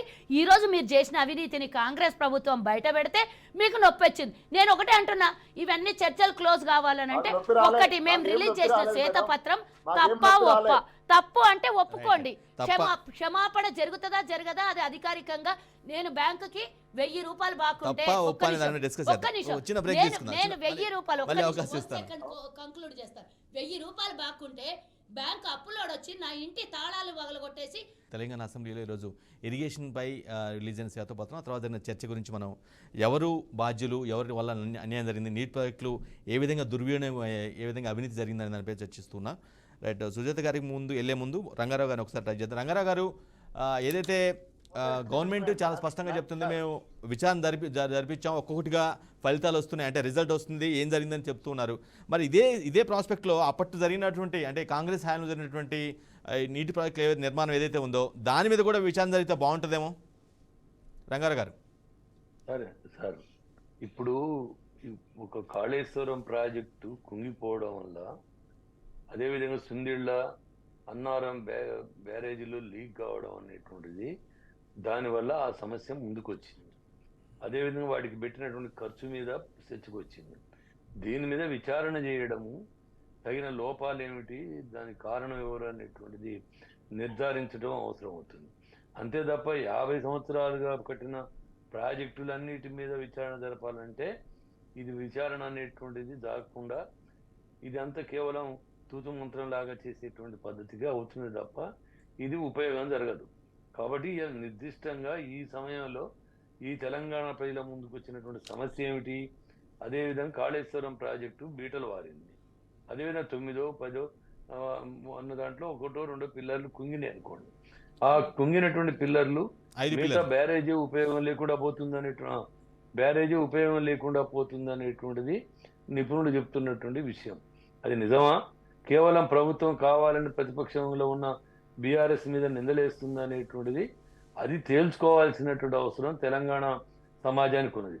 కాళేశ్వరం ప్రాజెక్టు కట్టేటప్పుడే తెలంగాణలో ఉన్నటువంటి పౌర సంస్థలన్నీ డిమాండ్ చేసినాయి, ఈ కాళేశ్వరం ప్రాజెక్టు ఇంత లిఫ్ట్ ఇరిగేషన్ గోదావరి నదికి నరకలు నేర్పుతున్నామని పేరుతోటి కింద నుంచి పైకి ఎత్తి పోసేటువంటిది ఏదైతుందో ఇది కరెంటు ఖర్చు ఎక్కువ అవుతుంది, గ్రావిటీ ద్వారా నీళ్ళు ఇచ్చేదానికి అదే ఆదిలాబాద్ లాంటి జిల్లాలకి చాలా నష్టం జరుగుతుంది. కాబట్టి ప్రాణహిత చేవేళ్ళు అనేటువంటిదే ఉపయోగకరమైంది అనేటువంటిది ఆనాడు ఉన్నటువంటి ప్రతిపక్షాలు ఎక్కువ మంది బాధ్యతగా భావించి చెప్పినటువంటి విషయాలు ఉన్నాయి. కానీ ఒక అద్భుతమైనటువంటి ఇంజనీరింగ్తో నిర్వహిస్తున్నాం అనేటువంటిది, ఇక్కడ దాకా అన్ని జిల్లాలకు నీళ్ళు ఇస్తున్నాం అనేటువంటి పేరుతోటి కాళేశ్వరం ప్రాజెక్టు కట్టారు. దాని ఖర్చు పెరిగింది, ఇబ్బడి ముబ్బడిగా ఖర్చు పెరిగింది. అదేవిధంగా దాని కరెంటు ఖర్చే 10,000 కోట్లు దాడిపోతున్నటువంటి పరిస్థితి ఉన్నది. 1 ఎకరానికి 47,000 కోట్ల రూపాయలు ఖర్చు అవుతుందని కాగు రిపోర్టు చెప్పిన మాట వాస్తవమే. కానీ 1 ఎకరానికి 47,000 రూపాయలు ఖర్చు పెట్టి, విద్యుత్కే ఖర్చు పెట్టి, లేకపోతే నీటిపారుదలకు ఖర్చు పెట్టి పంట పండించడం వల్ల రైతాంగానికి కానీ, ప్రభుత్వానికి కానీ, సమాజానికి కానీ లాభం జరుగుతుందా అనేటువంటిది ఇవాళ మనం ఎదుర్కొంటున్నటువంటి ప్రశ్నలు, మన ముందుకు వచ్చినటువంటి ప్రశ్నలు. కాబట్టి ఈ ప్రశ్నల వెనక ఉన్నటువంటి మతలబు ఏంటో అనేటువంటి తేల్చడం అనేటువంటిది ముఖ్యం. కాబట్టి కాంగ్రెస్ ప్రభుత్వం కూడా, అధికారంలోకి వచ్చిన ప్రభుత్వం కేవలం చర్చతోటి దీన్ని కొనసాగించకుండా, ఇప్పుడు ఇలా ప్రభుత్వం చెప్పింది, ప్రతిపక్షం ఒప్పుకున్నది, తగిన విచారణ చేయండి, బాధ్యుల మీద శిక్షించండి అని చెప్పి హరీష్ రావు గారు కూడా అన్నారు. కాబట్టి తగిన విచారణ కమిటీ వేయండి, అది నిష్పాక్షికంగా జరిగేటువంటి కమిటీ తోటి ఎంక్వైరీ చేయించండి, దీనికి ఎవరైతే బాధ్యులో, దీంట్లో ఎంత అవినీతి జరిగిందో నిగ్గు తేల్చండి, సమాజం ముందు పెట్టండి, అప్పుడు విచారించడం అనేటువంటిది ఉపయోగం ఉంటుంది. కానీ దీన్ని ఒక రానున్న పార్లమెంట్ ఎన్నికల వరకు ఒక రచ్చగా కొనసాగించేటువంటి పద్ధతిలో ప్రతిపక్షం ఉంది, అధికార పక్షం ఉంది, రెండు అటు కొనసాగిస్తున్నారేమో అనేటువంటిది తెలంగాణ సమాజానికి ఉంది. మొత్తంగా కాళేశ్వరం ప్రాజెక్టు అనేటువంటిదే ఇవాళ తెలంగాణ సమాజంలో ఒక చర్చనీయాంశంగా మారింది. కాబట్టి తెలంగాణ ప్రాజెక్టు అనేటువంటి కాళేశ్వరం కట్టినాటే తెలంగాణలో ఉన్న పౌర సంస్థలన్నీ వ్యతిరేకించినాయి. పౌర సంస్థలన్నీ ఇవన్నీ ఇంత బ్యారేజీలు కట్టి ఇంత ఎత్తిపోతలు అనేటువంటిది ఏదైతే ఉన్నాయో ఇవన్నీ అధిక ఖర్చుకే ఉపయోగపడతాయి, ఇదేదో తమ గొప్పతనం తమ వేరే ప్రాజెక్టు రీడిజైన్ చేసుకున్నామని చెప్పుకోవడానికే తప్ప అసలు డిజైన్ చేసినటువంటి ప్రాణహిత చేవేళ అందులో ఏమైనా లోపాలుంటే సరిచేసి దాన్ని కొనసాగిస్తే బాగుంటుంది అనేటువంటిది ఆనాడు చెప్పారు. ఆనాడు కాంగ్రెస్ పార్టీ దాన్ని పూర్తి చేయకపోవడం అనేటువంటిది రాజశేఖర రెడ్డి గారు చనిపోవడమో లేకపోతే కాంగ్రెస్ పార్టీ కొన్న ఆనాడు ఉన్నటువంటి అసమర్థతో అది పూర్తి చేయకపోవడం అనేటువంటిది ఏదైతుందో లేదా దాన్ని ముందు కొనసాగించకపోవడం అనేటువంటిది అది తీవ్రమైన లోపమే. కానీ దాన్ని కొనసాగించకుండా అది మొత్తం పక్కన పెట్టేసి ఆ డబ్బులన్నీ కూడా వృధాగా పోయేటట్టు చేసి కాళేశ్వరం ప్రాజెక్టు కట్టడంలోనే మతలబు ఉన్నది. కాబట్టి అది ఇలా ఒక రకమైనటువంటి తెలంగాణ సమాజం యొక్క దురదృష్టమే. కానీ అది కుంగిపోయి ఈనాడు తెలంగాణ సమాజాన్ని ఎక్కిరిస్తున్నటువంటి పరిస్థితి ఉన్నది. కాబట్టి ఆ మేరకి విచారణ జరపండి. ఆ విచారణ నివేదికని నిష్పక్షపాతంగా చర్చించండి. అన్నిటి ముందు బాధ్యులు ఎవరైతే వాళ్ళ మీద చర్యలు తీసుకోండి, చర్చించండి. ఆ తర్వాత ఇంత ముందు చెప్పినట్టుగానే దాన్ని పునరుద్ధరించడానికి మరమ్మతులు చేయడానికి ఏమి చర్యలు తీసుకోవాలో తీసుకోండి. అంతే తప్ప పరిస్థితి ఇంతకుముందు ఇలా సహజమే 1950లో ఎన్ని టన్నులు పండినాయి, 1970లో ఎన్ని టన్నులు పండినాయి, 80లో ఎన్ని టన్నులు పండినాయి, 90లో ఎన్ని పండినాయి. సంవత్సరాలు పెరుగుతున్న కొద్దీ పంట పండేటువంటి తీరు పెరుగుద్ది. అదేవిధంగా కాళేశ్వరం నుంచి కొన్ని ప్రాంతాలకైనా భూగర్భ జలం పెరిగిన మాట వాస్తవమే. కానీ అది ఆ జలం ద్వారా బావులు నీళ్లు వచ్చిన మాట వాస్తవం. ఆ బావుల దగ్గర బోర్లు వేసుకుని నీళ్ల ద్వారా పంట పండించింది వాస్తవమే. కాబట్టి ఇంతమందికి అనేక కాళేశ్వరం ద్వారా వచ్చినటువంటి నీళ్ళల్లో కూడా అనేక చోట్ల కాలువలే తవ్వలేదు, ఇంతవరకు కాలువలే పూర్తిగా అనేటువంటి పరిస్థితి ఉన్నది. కాబట్టి ఇదంతా ఓ పెద్ద ఇష్యూగా ఉన్నది. ఆ ఇష్యూని ఎట్లా పరిష్కరించాలనేటువంటి చూడటం అనేటువంటిది మొత్తం ప్రభుత్వ బాధ్యత, ఇవాళ తెలంగాణ సమాజం యొక్క బాధ్యత అని చెప్పి పాయింట్ అర్థమైంది. రైట్. శ్రీనివాస్ యాదవ్ గారు మీకు ప్రాణహిత చేవెళ్ళ ప్రాజెక్ట్ అనేది ఎంత ప్రీషియస్సో లేదంటే ఎంత మేరకు ఉపయోగపడుతుందో మీకు అప్పుడు తెలుసు. సో అఫ్కోర్స్ నిర్లక్ష్యానికి గురైందని మీరు ఒక క్లెయిమ్ చేస్తున్నారు. దాన్ని ఎక్కడైతే బ్రేక్ చేశారో ఆ గవర్నమెంట్ దాన్ని మీరు పూర్తిగా సరిచేసి ప్రారంభించుంటే మీకు క్రెడిట్ దక్కేది కదా. క్రెడిట్ ఎందుకు అప్పు చేసి మరల్లా ఈ కాళేశ్వరం కట్టాల్సి వచ్చింది? శ్రీనివాస్ యాదవ్ గారు. ఫస్ట్ పాపము బాధ ఏంటంటే ఆ మేడంకు ప్రాణహిత చేవెళ్ళ అంబేద్కర్ సుజలా స్రవంతి ప్రాణహిత చేవెళ్ళ 4 జిల్లాలకు నీళ్లు కావాలని కాంగ్రెస్ పాపం మొదలు పెట్టింది. పెద్దలు గౌరవనీయులు పౌర సంఘాల, నేను కూడా పౌర సంఘాల్లో పనిచేసిన, నేను ఆ ప్రాంతం వాడినే. అక్కడ ఆ ప్రాణహిత చేవెళ్లకు తుమ్మిడెట్టి దగ్గర ఎన్ని పర్మిషన్లు ఉన్నాయని పాపం తెలియదు వాళ్ళకి. That is a problem. ఇప్పుడు గ్రావిడ్తోని ఎంత దూరం వస్తాయి? నెన్నెల దానికనే వస్తాయి. అక్కడ నుంచి మళ్ళీ అక్కడ లిఫ్ట్ పెట్టుకోవాలి. అక్కడ లిఫ్ట్ పెట్టుకుంటే కూడా వినండి సార్, అక్కడ లిఫ్ట్ పెట్టుకుంటే కూడా ఆడ కోల్ మైన్స్ బాయిలు ఉన్నాయి, మందమరి ఉంది, గోలేట్ ఉంది, అవన్నీ బాయిలు ఉన్నాయి. తర్వాత మనకు అక్కడ అప్పటికి మహారాష్ట్రలో ఉన్న కాంగ్రెస్ గవర్నమెంట్ మరియు ఆంధ్రప్రదేశ్లో ఉన్న కాంగ్రెస్ గవర్నమెంట్, 2 కాంగ్రెస్ గవర్నమెంట్ ఉన్న అప్పుడున్న స్వర్గీయులు రాజశేఖర్ రెడ్డి పర్మిషన్లు తేలేక దాన్ని అక్కడే వదిలిపెట్టడం జరిగింది. ఆయన చనిపోయిన తర్వాత కూడా 4 సంవత్సరాలు కిరణ్ కుమార్ రెడ్డి ఉన్నారు. అక్కడ కాంగ్రెస్ గవర్నమెంట్ ఉంది. మరి ఎందుకు పర్మిషన్లు తేలేయండి? కాలువలన్నీ తవ్వేసిండ్రు కదా. నాది కంప్లీట్ కానివ్వండి. అక్కడ కాలువలు తవ్వేసి ఉన్నాయి. ఇప్పుడు మనం వెళ్దాం, దయగాం వరకు తవ్వేసి ఉన్నాయి. ఇప్పుడున్న కోమటిరెడ్డి వెంకరెడ్డి వాళ్ళ కంపెనీ సుషి ఇన్ఫాట్రెక్కే తవ్వింది. వాళ్ళకే పైసలు తీసుకుపోయినారు, వాళ్ళే కాంట్రాక్టులు తీసుకున్నారు. మరి అక్కడ చాలా పర్మిషన్లు రాలేదు. అక్కడ ఉన్న మహారాష్ట్ర గవర్నమెంట్ ఒప్పుకోలేదు. మరి ఎందుకు ఒప్పించలేదు, ఎందుకు కాలేదు అంటే అక్కడ పర్మిషన్ ఇచ్చే పరిస్థితి లేదని స్పష్టంగా అర్థమైంది. కాబట్టి అక్కడ ఉన్న ఉమ్మడి ఆంధ్రప్రదేశ్ ఉన్న కాంగ్రెస్ నాయకులు 60 సంవత్సరాల నుంచి ఎట్లా మోసం చేసిర్రో మరో విధంగా మోసం చేశారు. ఎందుకు కాళేశ్వరం వరకు రావాల్సి వచ్చింది? నీటి లభ్యత ఎక్కువ ఉంది, ముంపు ప్రాంతం తక్కువ ఉంది. కాబట్టి లిఫ్ట్ ద్వారా మనం తీసుకుందాం, ఇక్కడ నుంచి నిజాం సాగర్ దాకా గోదావరిలో నీళ్లు ఉంటాయనే ఉద్దేశంతో ఒక ఇన్నోవేట్ ఆలోచనతో ఇంజనీరింగ్ మాట్లాడినవాడిని. మీరు మాట్లాడతా, నేను మాట్లాడి రన్నింగ్ కాబట్టి నేను కూడా చేయగలుగుతా. సో Right, ఆ right. ఉద్దేశంతోనే ఇది జరిగింది. నేనేమంటున్నా, ఇప్పుడు సార్ పెద్దలు మాట్లాడిన పాండురంగారావు, గత కాంగ్రెస్ కట్టిన ప్రాజెక్టుల మీద మేము విచారణ జరపమంటలేము. మేమేమంటున్నామంటే అక్కడక్కడ డ్యామేజ్ జరిగితే కడెం ప్రాజెక్టు కట్టినప్పుడు కూడా, ఇదే ఆదిలాబాద్ జిల్లాలో కడెం ప్రాజెక్టు కట్టినప్పుడు కూడా మొత్తం కూలిపోయింది, మొత్తం కొట్టుకపోయింది, మళ్ళీ మరమ్మతులు చేసి మళ్ళీ నిలబెట్టుకున్నాం. అలాగే ఇక్కడ ఏమైనా జరిగితే టెక్నికల్ మిస్టేక్ వల్ల, ఇంజనీరింగ్ వ్యవస్థ వల్ల ఏమైనా జరిగితే వాటిని సరిదిద్ది ఫస్ట్లకు రైతులకు నీళ్ళు ఇవ్వండి, తర్వాత మా మీద విచారణ చేయండి.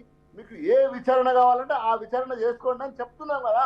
మా ప్రతిపక్షం నాయకులుగా మా ప్రతిపక్షంలో మేము హౌజ్లో చెప్తున్నాం. ఇంతకంటే ఏం చేయగలము? కాబట్టి ఇది ఆలోచించకుండా కాళేశ్వరం జుట్టు పీకే, కోడిగుడి మీద జుట్టు పీకే పని కాదు ఇప్పుడు చేయాల్సింది. మీరు రైతులకు నీళ్ళు ఇస్తూ దాని మీద విచారణ జరుపుతూ దాని మీద తప్పొప్పులను మీరు పట్టుకుంటూ ఆ శిక్షణ మాకు వేయడానికి మేము సిద్ధంగా ఉండండి అంటున్నాం మేము. అది రెండో విషయం. అంటే శ్రీనివాస్ యాదవ్ గారు, ఒక్క నిమిషం ఆగండి సార్, ఆగండి. పర్మిషన్లు రావట్లేదు, నిర్మాణ సాధ్యం కాదు కాబట్టి మీరు వదిలేశారా ప్రాణహిత చావల్లి? మాకొద్దు, మనకు అనవసరం అనుకున్నారా? లేదు సార్, అక్కడ పర్మిషన్లు రావట్లేదు సార్, వైల్డ్ పర్మిషన్ రావట్లేదు, ముంపు చాలా పోతుంది అక్కడ. అప్పుడు తర్వాత బీజేపీ ప్రభుత్వం వచ్చింది, ఫడ్నవీస్ ఆ ప్రాంతం నుంచే ఎమ్మెల్యే, వాళ్ళ చిన్నమ్మ అక్కడ ఎంపీ, ఇన్నరాండి చంద్రాపూర్ నుంచి ఎంపీ. ఫడ్నవీస్ అనే అతను ముఖ్యమంత్రి ఆ ప్రాంతం వాడే, చంద్రాపూర్ ప్రాంతం వాడే. నేను ఎట్లా ఒప్పుకుంటా, నేను ఒప్పుకోనని చెప్పిండు. నా ప్రాంతం మునుగుతుంటే నేను ఎట్లా ఒప్పుకుంటా ప్రాణహిత గడ అని చెప్పిండు. 152 ఐటీలో కడితేనే మాత్రమే మనకు వాటర్ వస్తాయి. 148లో కడితే అక్కడ నీటి లభ్యత లేదు. అందువల్లనే కాళేశ్వరం రావాల్సి వచ్చింది తప్ప ఏదో ఊరికేనే కాళేశ్వరం కమిషన్లకు మేము అనరాదా? ఇప్పుడు జలయజ్ఞం అంతా దళయజ్ఞం అనరాదా? అది కాదు లెక్క. ఇప్పుడు చేసిన పని ఆడు ఉంది, దానికి చిన్న చిన్న ఇబ్బందులు జరిగినాయి, వాటిని సరిదిద్దండి. ఇప్పుడు మేము చెప్తున్నాం కదా, గతంలో నాగార్జున సాగర్ ప్రాబ్లం అయింది, కడియం ప్రాజెక్టు ప్రాబ్లం అయింది. కడియం ప్రాజెక్టు మొత్తం గేట్లన్నీ కొట్టుకపోయినాయి, అది సరిదిద్దుకోలేదా? మళ్ళా వదిలేసినామా? ఎప్పుడు? ఒక్క నిమిషం ఆగండి మేడం, మీరు మాట్లాడుతుంటే మాట్లాడాలి, సమయం మించిపోతుంది, కంక్లూడ్ చేయండి, సమయం మించిపోతుంది. మళ్ళా మేడం కూడా అవకాశం. రెండోది మేడం పాపం అంటుంది బోర్ బావులు ఎట్లా పెరిగినాయండి అంటుంది. మేడం చెరువులలో నీళ్ళు వస్తే ఇక్కడ 30% మాత్రమే తెలంగాణలో చెరువుల కింద పొలాలు, మిగతా అంతా చెలకలు మెట్ట. కాబట్టి చెరువులో నీళ్లు నింపడం వల్లనే అక్కడ బోర్లు వేసుకోవడం జరుగుతుంది, నీళ్లు రావడం జరుగుతుంది. మీ ముఖ్యమంత్రి, ఇప్పుడున్న ముఖ్యమంత్రి, మన తెలంగాణ ముఖ్యమంత్రి హౌజ్లో మాట్లాడిండు, కరెంటు లేదు, నీళ్లు లేవు, నెత్తి మీద నీళ్లు చల్లుకున్నా కాబట్టి ఇక్కడ నీళ్లు లేవు అని చెప్పిండు. కాబట్టి నేనేమంటున్నా, మీరు ఊరికనే ఇప్పుడు ఒక్క చెరువు తెగిపోలేదంటే 10 ఏళ్ళల్లా ఎట్లా తెగిపోలే? అంతకుముందు ఏ పేపర్లో చూసినా పెద్దలు పాండురంగారావు ఉన్నారు, వర్షాకాలం వస్తే అన్ని చెరువులు తెగిపోయేది. మరి ఇప్పుడు ఎందుకు తెగిపోతారు 10 ఏళ్ళల్లా? అంటే అన్ని మీరు మరమ్మతులు వల్ల చెరువులు తెగిపోకుండా ఉంటుంది. గ్రౌండ్ వాటర్ ఎట్లా పెరుగుతుంది మేడం? వర్షాలు పడితే పెరగదు, చెరువులలో నీళ్లు ఉంటే పెరుగుతుంది, వర్షం పడుతుంది వెళ్ళిపోతుంది.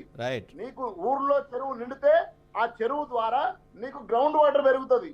ఇది కూడా ఎట్లా మేడం? మేము వ్యవసాయం చేసి వచ్చినాం, మరి మీరు వ్యవసాయం చేసి మీ పాయింట్ అర్థమైంది, సమయం మించిపోతుంది. Final concluding words. చెరువుల నీళ్లు ఉంటేనే మాత్రమే చెరువుల నీళ్లు ఉంటేనే బోర్లో నీళ్లు ఉంటాయి. వర్షాలు పడితే బోర్లలో నీళ్లు రావు. ఇది అర్థం చేసుకోండి దయచేసి.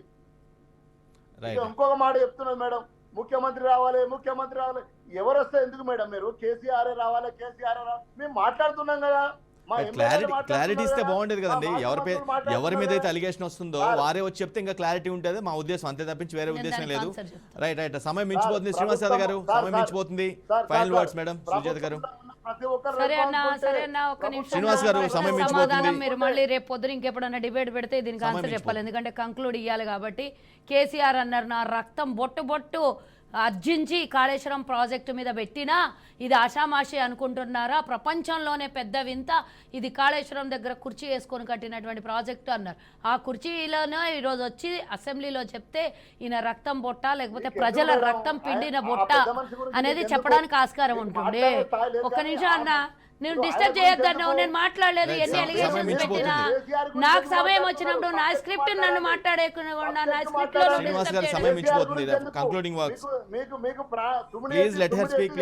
శ్రీనివాస్ యాదవ్ గారు, సమయం మించిపోతుంది. అందువల్ల కావాలంటే మరోసారి నేను ఒక్కసారి క్లారిటీ ఇవ్వదలుచుకున్నా. ఇందాక రైతు బంధు గురించి సోదరుడు అన్నాడు, నేను ఇందాక చెప్తుంటే మీరు బ్రేక్ వాళ్ళకి ఇచ్చారు. 7,000 కోట్లు ఎలక్షన్కు ముందు అకౌంట్లలో ఉన్నాయని చెప్పినటువంటి వీళ్ళే మా ప్రభుత్వం ఏర్పడే తెల్లారే వరకు కాంట్రాక్టర్లకి 7,000 కోట్ల రూపాయల్ని వీళ్ళు బిల్లులు పాస్ చేసిండ్రా లేదా అనేది ఒక విషయం క్లారిటీ కావాలి. సరే, మీరు ఈరోజు కాళేశ్వరం ప్రాజెక్టు కట్టారు కదా, మీరన్నట్టు 1 కోటి ఎకరాలకి మాగానికి నీళ్ళు అందించిండ్రా? సరే, ఇది కట్టడం వల్ల లక్ష కోట్ల రూపాయలకు దీనివల్ల ఎన్ని లక్షల ఎకరాలకి మీరు నీరు అందించారు? మేము గ్రావిటీ ద్వారా వస్తాయి నీరు అని అంటే అది కొంతవరకే వచ్చి ఆగిపోతుంది, అక్కడ పర్మిషన్ లేవు, మహారాష్ట్ర వాళ్ళ పర్మిషన్లు ఇవ్వలేదు అంటున్నారు. సరే, మాది పక్కకు పడేసేయండి, మీరు కూడా చేయకుండా కామ్గా ఉంటే అయిపోయిండే కదా. మాది కాకపాయే, మీరు కట్టింది వినాశనమాయే. అంటే 38,000 కోట్ల రూపాయల కోసం అంట కాంగ్రెస్ అని అంటేనే ఆ రోజు జలయజ్ఞం కాదు ధనయజ్ఞం అన్నారు. 10,000 కోట్ల రూపాయలకి 30% వరకు పూర్తయితే ఇది ధనయజ్ఞం అవుతుందా? మీరు ఈరోజు 1,00,000 కోట్ల రూపాయలు ఖర్చు పెట్టి కూడా 1,00,000 ఎకరాలకు నీరు అందనేది ఇది ధనయజ్ఞం కాదు, ఇది జనాల యజ్ఞం చేశారు. మీరు జనాల డబ్బుతోనే యజ్ఞం చేసుకొని మీ ఫామ్ హౌస్లలో కూర్చొని ఆ పూజలు ఈ పూజలు చేసి తెలంగాణ ప్రజల నెత్తి మీద చెట్టగోపురం పెట్టింది మీరు. ఆ ముఖ్యమంత్రి గారంట, మాజీ ముఖ్యమంత్రి గారు ఈరోజు వచ్చి అసెంబ్లీలో మాట్లాడారంట. నేను అడుగుతున్నా, ఎల్పీ మీకెందుకు? తీసేయండి. మీరు ఎందుకు గజ్వేల్కే ఎమ్మెల్యే అయితే ఉండండి, మీరు గజ్వేల్కే. మాజీ ముఖ్యమంత్రి కాదా? ఒప్పుకోండి. ఈరోజు ఎల్పీగా ప్రధాన ప్రతిపక్ష నేతగా మీరెందుకు ఛార్జ్ తీసుకున్నారు? అదే హరీష్ రావుకి ఇవ్వండి, లేకపోతే అదే మీ వంశపారంపర్యమైనటువంటి కేటీఆర్కి ఇవ్వండి, లేకపోతే ఇంకో 38 మంది ఎమ్మెల్యేలో ఎవరికన్నా ఒకరికి ఇవ్వండి. అసెంబ్లీలో మాట్లాడినటువంటి వ్యక్తి తెలంగాణ 4 కోట్ల మంది ప్రజల్ని అవమానించినట్ట కాదా? అసెంబ్లీకి రాను అని చెప్పడం ఏంది? రాను అన్నప్పుడు మీరు మాకు ఒక్క నిమిషం అన్న నాకు క్లారిటీ ఇవ్వండి. మీరు మాట్లాడినప్పుడు నేను డిస్టర్బ్ చేయలేదు, నేను నోట్ చేసుకున్నా, మీకు పాయింట్స్ అడుగుతున్నా. హెల్త్ రీజన్స్ మీరు కూడా కన్సిడర్ చేయొచ్చు కదా. మరి హెల్త్ రీజన్ ఉన్నాడు నల్గొండకి ఎందుకు వెళ్లాల్సి వచ్చింది? ఇక్కడ మేము కుర్చీ వేస్తాము, ఏసీలో కూర్చోబెడతాము. తెలంగాణ ప్రజల సొమ్ముతోనే కదా అసెంబ్లీ కూడా నడిచేది. అక్కడ అసెంబ్లీలో ఒక దేవాలయం లాంటిది, అక్కడ చట్టాలు నిర్మాణం అవుతాయి. అక్కడ వచ్చి మీరు తప్పు చేయలేదు, ఇదే మాట అక్కడ వచ్చి మాజీ ముఖ్యమంత్రి వచ్చి మాట్లాడొచ్చు కదా. ఆయన ఇరిగేషన్ శాఖ మంత్రిగా ఉంటే మీరు ముఖ్యమంత్రిగా ఉన్నారు. ఇంత పెద్ద ఫండ్ రిలీజ్ చేసింది ముఖ్యమంత్రి కోటాల నుంచి పోలేదా? మన ధన భండాగారం అంతా ముఖ్యమంత్రి ఆధీనంలో ఉండదా? నా డబ్బు తీసుకొని పోయి పంచడానికి ముఖ్యమంత్రికి అధికారం ఉంది, కానీ ఈ రోజు వచ్చి అసెంబ్లీలో సమాధానం చెప్పడానికి మాజీ ముఖ్యమంత్రి నామోషినా, లేకపోతే తెలంగాణ ప్రజలకు వెక్కిరించినట్ట, లేకపోతే అధికార పార్టీ ముందు వాళ్ళెంత నేను రాను అని మమ్మల్ని అవహేళన చేసినట్ట? ఎందుకోసం మీరు రాకపోతే రాజీనామా చేయండి పదవికి. ఎందుకున్నారు మీరు? మీరు చెప్పాల్సిన అవసరం లేదు, కాదు అడగాలి బరాబర్. నేను కూడా ఓటర్ని, నాకు కూడా హక్కుంది, నేను కూడా ఓటర్ని, బరాబర్ అడుగుతా. తప్పు చేసిండు కాబట్టి క్షమాపణ అర్హుడు కాడు కాబట్టి రాలేకపోతున్నాడు, దానికి ఒప్పుకోండి. మేము చెప్తున్నా, మేము ఈ రోజు మీరు తప్పైందని చెప్పండి. సమయం మించిపోతుంది. Right. Thank you so much Sujatha garu, అదేవిధంగా పోటు రంగారావు గారు, గోసుల శ్రీనివాస్ యాదవ్ గారు. రైట్, ఇది కాళేశ్వరంపై చర్చ, అదే ఇరిగేషన్ అసెంబ్లీలో ఇరిగేషన్పై శ్వేతపత్రం రిలీజ్ చేయడం, తర్వాత చర్చలో జరిగినటువంటి వ్యాఖ్యల సారాంశం ఏంటి, ఎవరు ఏం చేశారు ఏంటి అనే దానిపైన ఇది వాటి ది గ్రేట్ డిబేట్. మరో డిబేట్లో మళ్ళీ కలుద్దాం. అప్పటివరకు చూస్తున్నానండి BRK న్యూస్.